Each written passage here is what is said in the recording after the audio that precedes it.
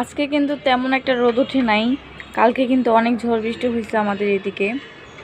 আসসালামু আলাইকুম, কী অবস্থা সবার? আশা করি আপনারা সবাই ভালো আছেন। আপনাদের মাঝে বেশ অনেক দিন পরে হচ্ছে একটা ভিডিও দিচ্ছি, তাও আবার গাছে। তো দেখেন আমার গাছগুলোর কী অবস্থা, একদমই পানি দেওয়া হয় নাই। দেখেন একদম শুকায় একদম শেষ। এইটা দেখেন, দেখছেন? অনেক অনেক মানে আগের একটা ভিডিওতে আপনাদেরকে আমি বলছিলাম যে আমার যদি মন ভালো না থাকে তাহলে আমার গাছগুলোর দিকে তাকালে বোঝা যায়। হ্যাঁ, আসলে এই দেখেন কী অবস্থা। আজকে হচ্ছে পানি দেওয়ার জন্য চলে আসলাম। এখন হচ্ছে সকাল, একদম ভোর কিন্তু না, 10টা বাজে, তাও রোদ উঠে নাই দেখে আর কি বোঝা যায় না। এই দেখেন, আমি ভাবতেছি এই গাছগুলো সবগুলো হচ্ছে দিয়ে আসবো এক একটা জায়গায়। আসলে এই গাছগুলো রাখা সম্ভব হইতেছে না আমার এখানে। আমার ছেলে হচ্ছে একটু পরপরই চলে আসে, আর এসে হচ্ছে বারান্দা খুলে গাছের পাতা পাতা সব কিছু ফালাই দেয়। এখন হচ্ছে একটু পানি দিয়ে দিব। ওই দেখেন বলতে বলতে চলে আসছে। বাবা আলিফ, কি খাও? এটা হচ্ছে আমার দুষ্টু বাবা, শুধু তুলসী পাতা খায়। আর আমার এখানে কিন্তু অনেক বেশি শামুক হয়েছে গাছগুলোর, মানে মাটিতে কেমন জানি শামুকটা এখন দেখা যেতেছে না, পরে হচ্ছে আপনাদেরকে দেখাবো। ও মা, অ্যালোভেরা গাছ দিয়ে কি শুয়ে পড়লো?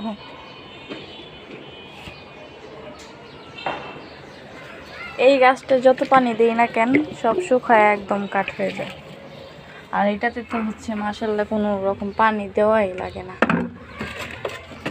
বৃষ্টি হয় না। আর দেখেন তুলসী পাতার গাছের কি অবস্থা, পাতা কিন্তু গাছে একটাও নেই আমার ছেলের জন্য। এই জায়গাটা হচ্ছে একদমই জ্যাম হয়ে গেছে, ছোট্ট একটা জায়গায় কতগুলা গাছ। সিম গাছটা কি আজও হইব? না হইলে ফালাই দিতে হইব। একলাই হয়ে গেছে, গাছ উঠাই তো মায়া লাগে। তাও হচ্ছে 2-3টা করলা গাছ হচ্ছে উঠাই ফেলাইছে, যেহেতু জায়গা নাই এখানে। এটা হচ্ছে একাই হচ্ছে মরে যেতেছে। আর এই দেখেন আমার কত সুন্দর কচু গাছ হয়েছিল, দেখছেন? এই কচু গাছটা, এই যে তুলসী গাছটা ঝড়ের দিন হচ্ছে এখানে ঠাস হয়ে পড়ছে। আর এই দেখেন গাছের কি অবস্থা হয়ে গেছে, তাও হচ্ছে পাতা জ্বালাই গেছে নতুন। এই যে এখানে হচ্ছে পুঁইশাক গাছ হচ্ছে বুনছিলাম আমি না, আমার শাশুড়ি হচ্ছে আমার নন্দের বাসা থেকে নিয়ে আসছিলো 2টা চারা। একটা তো মারাই গেছে। আসলে এতগুলা গাছ একসাথে না সম্ভব হইতেছে না। আর এই পুঁইশাক গাছটা আর কি হইল, কালকে 2টা মানে ডান্টি রাখছি পুঁইশাকের বোনার জন্য, আর আমার ছেলে যেন কই যেন ফলাই দিছে, আর পাইলামই না। পুদিনা গাছগুলো সব এমন হয়ে যেতেছে কেন, সবগুলো মারা যেতেছে একাই।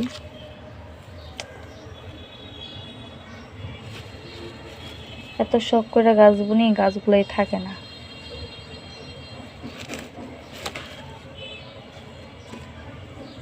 এই দেখে তুমি বোম্বে মরিচ গাছটা,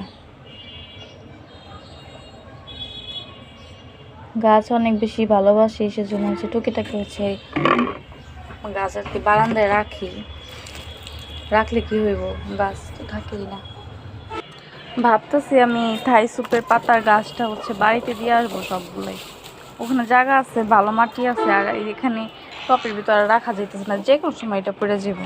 নিচে এত কিছু রাখি, বারান্দা ছোট, কারেন্ট তো থাকেই না। এখন গরমে কালে হচ্ছে কারেন্ট খুবই কম থাকে, বারান্দায় এসে বসতে হয়।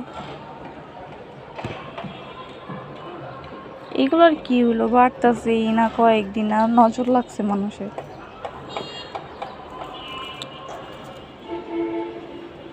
আপনাদের হচ্ছে আমি আগের ভিডিওতে বলছিলাম যে ড্রাগন গাছের জন্য কোনো খাবার যদি থাকে বা কিছু সারটা থাকে আমাকে অবশ্যই কমেন্টে জানাইন।